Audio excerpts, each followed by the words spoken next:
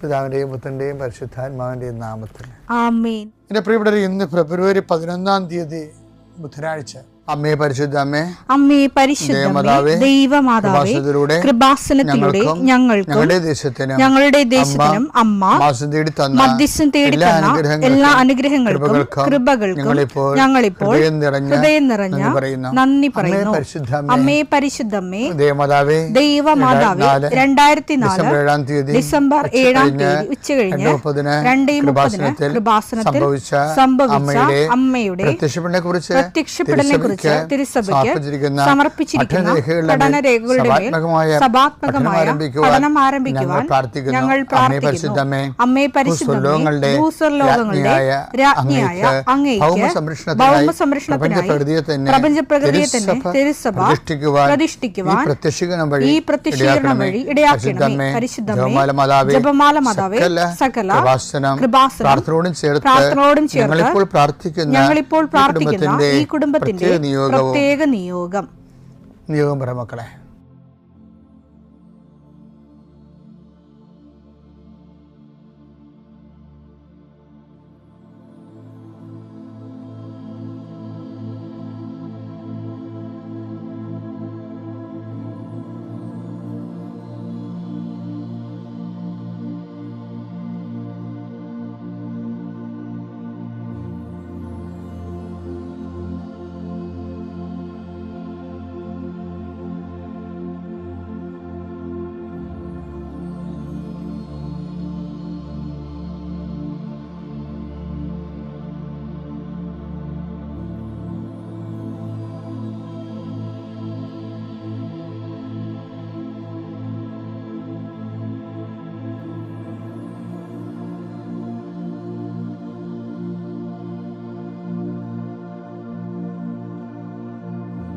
അമ്മയുടെ പ്രത്യക്ഷീകരണത്തിന്റെ ഈ അനുഗ്രഹവേളയിൽ ഞങ്ങൾക്ക് സാധിച്ചു തരുവാൻ കനിയണമേ.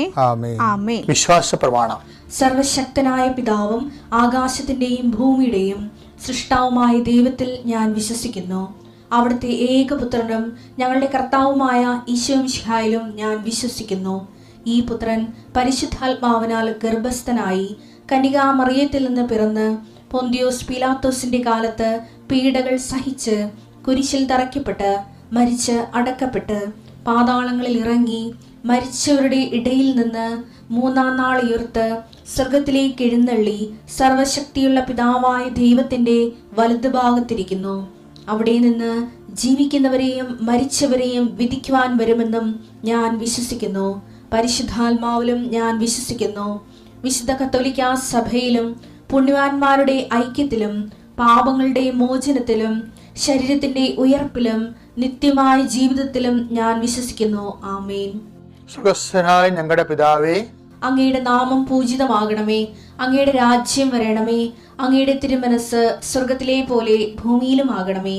അന്നു വേണ്ടുന്ന ആഹാരം ഇന്ന് ഞങ്ങൾക്ക് തരണമേ. ഞങ്ങളോട് തെറ്റ് ചെയ്യുന്നവരോട് ഞങ്ങൾ ക്ഷമിക്കുന്നത് പോലെ ഞങ്ങളുടെ തെറ്റുകൾ ഞങ്ങളോടും ക്ഷമിക്കണമേ.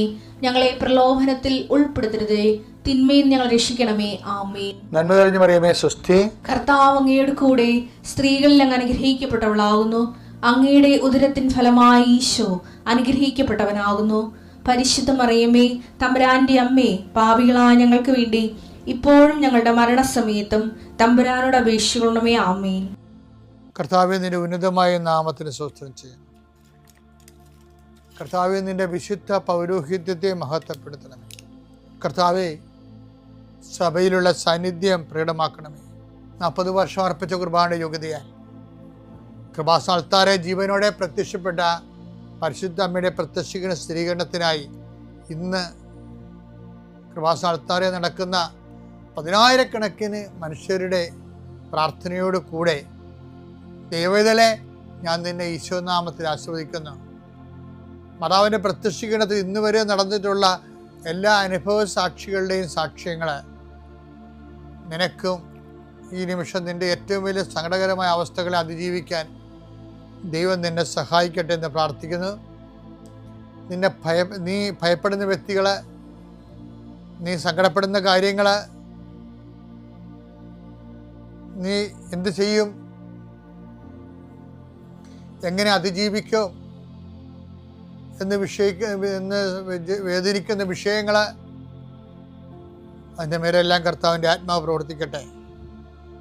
കർത്താവേ, ആശുപത്രി കഴിയുന്നവരെ, കർത്താവേ, ഓരോരോ ജീവിക്കാൻ വേണ്ടി ഓരോരോ ജോലിക്ക് പോകുന്നവരെ, ജോലി അന്വേഷിച്ച് പോകുന്നവരെ, ജോലി നഷ്ടപ്പെട്ടവരെ, വിസ പ്രോസസ്സിംഗ് ഇരിക്കുന്നവരെ, വിസ നഷ്ടപ്പെട്ടു പോയവരെ, പുതുക്കാൻ വേണ്ടി പരിശ്രമിക്കുന്നവരെ, നാട്ടിലെ ജോലിക്ക് ശ്രമിക്കുന്നവരെ, അതിൻ്റെ പരീക്ഷ എഴുതുന്നവരെ, അതിൻ്റെ പരീക്ഷ റിസൾട്ട് കാത്തിരിക്കുന്നവരെ, കർത്താവേ, പലതരത്തിലുള്ള ജപ്തി നടപടികൾ, പലതരത്തിലുള്ള കോടതി കേസുകൾ, പലതരത്തിലുള്ള ഒത്തുതീർപ്പ് ചർച്ചകൾ, എൻ്റെ കർത്താവിൻ്റെ ഉന്നതമായ നാമത്തിൽ ഈ പ്രാർത്ഥന കൂടുന്ന നിനക്ക് മാതാവിൻ്റെ പ്രത്യേക സാന്നിധ്യം ഞാൻ ഉറപ്പു തരികയും അമ്മ നിന്നെ സഹായിക്കുകയും ഈശോ നിന്നെ അനുഗ്രഹിക്കുകയും ചെയ്യട്ടെ.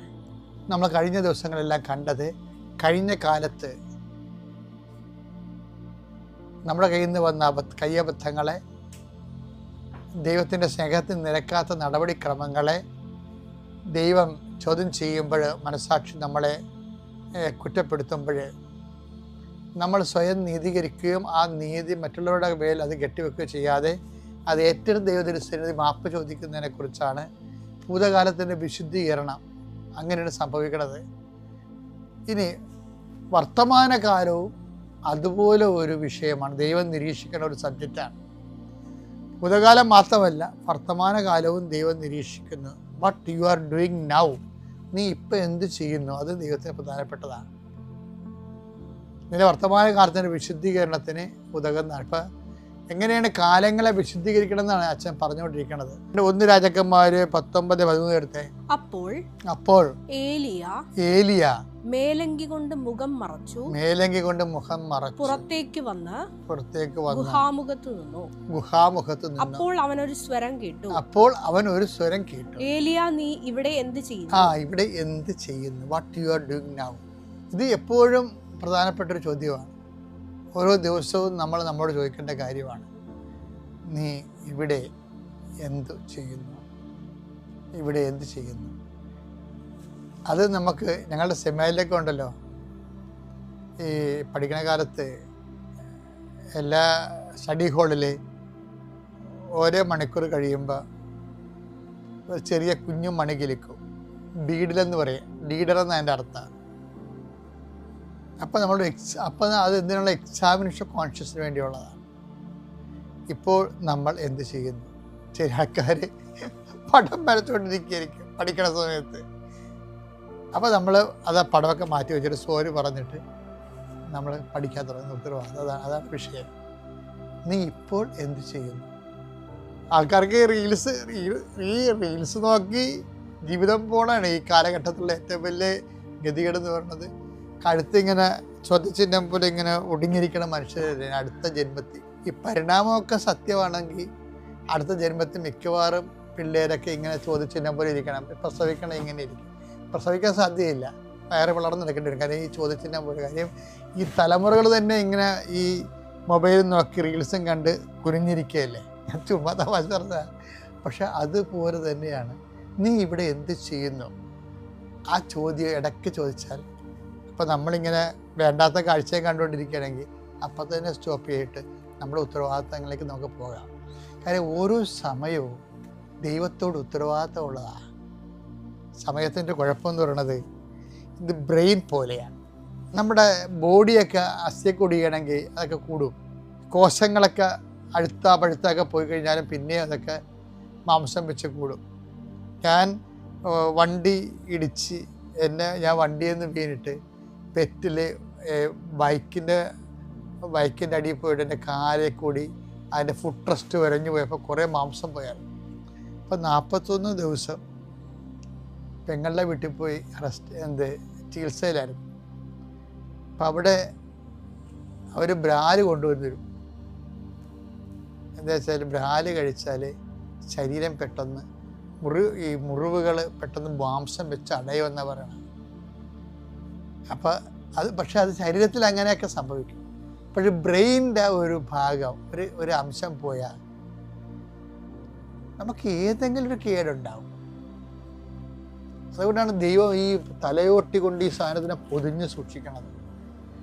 വാ പൊളിച്ചു കഴിഞ്ഞാൽ താഴത്തെ തടി മൊത്തമല്ലേ, മുകളത്തെ തടി അങ്ങനെ തന്നെ ഇരിക്കണേ. താഴത്തെ സാധനമാണ് ഞാൻ അങ്ങോട്ട് അടക്കുന്നത്. ഈ ബ്രെയിൻ വെച്ചിരിക്കുന്ന സ്ഥലത്ത് ദൈവം അനക്കത്തില്ല. അപ്പം ഹെൽമെറ്റൊക്കെ ഇല്ലാതെ ചില ആൾക്കാർ വണ്ടിയെ പാഞ്ഞു പോകത്തില്ല. അതൊക്കെ പ്രായത്തിൻ്റെ പ്രശ്നങ്ങളാണ്. ഇത്തരം മനുഷ്യരാണ് ഹെൽമെറ്റ് ഇല്ലാതെ രക്തസാക്ഷികളായിരിക്കുന്നത്. അപ്പം ദൈവമാണ് ഈ ഹെൽമെറ്റ് ആദ്യം വെച്ചത്. അപ്പം അത് അത് എളിമ വേണം ഇതൊക്കെ മനസ്സിലാക്കണമെങ്കിൽ. അല്ലെങ്കിൽ ഞാൻ ഓടിക്കുമ്പോൾ ഞാൻ എൻ്റെ ഉസ്താദാണെന്നൊക്കെ പറഞ്ഞ് നമുക്ക് സ്വയം പറയാമെങ്കിലും ഒരു സെക്കൻഡ് കൊണ്ട്. പക്ഷെ എന്നാലും ഞാൻ പലപ്പോഴും, എനിക്കും ഡ്രൈവർമാരൊക്കെ ഉണ്ട്, വർഷങ്ങളായിട്ടുമുണ്ട്. പക്ഷെ എന്നാലും എപ്പോഴും എന്തെങ്കിലും മുട്ടുക തട്ടുക ചെയ്താൽ ഉടനെ ഡ്രൈവർ പറയണത് അവൻ്റെ കുഴപ്പമാണെന്ന് പറയത്തുള്ളൂ. അതാണ്. പിന്നെ ഓവർടേക്ക് ചെയ്യാനുള്ള ഒരു ത്വര, ഒരു കാര്യം വേണ്ട. വെറുതെ പോയാലും മുമ്പിൽ ഒരുത്തനെ കണ്ട അപ്പോൾ ഓവർടേക്ക് ചെയ്യണം. അതൊക്കെ ബ്ലഡിലുള്ള അഹങ്കാരങ്ങളാണ് ഇതൊക്കെ. അവരൊക്കെയാണ് ഈ ഇടയ്ക്കൊക്കെ പണി മേടിക്കണത്. ശരിക്കും നമുക്ക് അങ്ങനെയൊക്കെ വരുമ്പോഴേ ഉള്ള പ്രശ്നം വെച്ച് കഴിഞ്ഞാൽ നമ്മളുടെ പ്രൊട്ടക്ഷൻ പോകും. അഹങ്കാരം വന്നാൽ ദൈവം അപ്പം തന്നെ അവിടുന്ന് മാറും, പ്രൊട്ടക്ഷൻ പോകും. അത് വളരെ ശ്രദ്ധിച്ച്. ഞാനിപ്പോൾ പറഞ്ഞതിൻ്റെ കാര്യം അതൊന്നുമല്ല. നീ എന്ത് ചെയ്യുന്നു എന്നുള്ളത് ഭയങ്കര പ്രധാനപ്പെട്ടാണ്. ഏലിയ, നീ ഇവിടെ എന്ത് ചെയ്യുന്നു? അപ്പം ന്യായമായ ഉത്തരം കൊടുക്കാൻ നമ്മുടെ ഉണ്ടാകണം.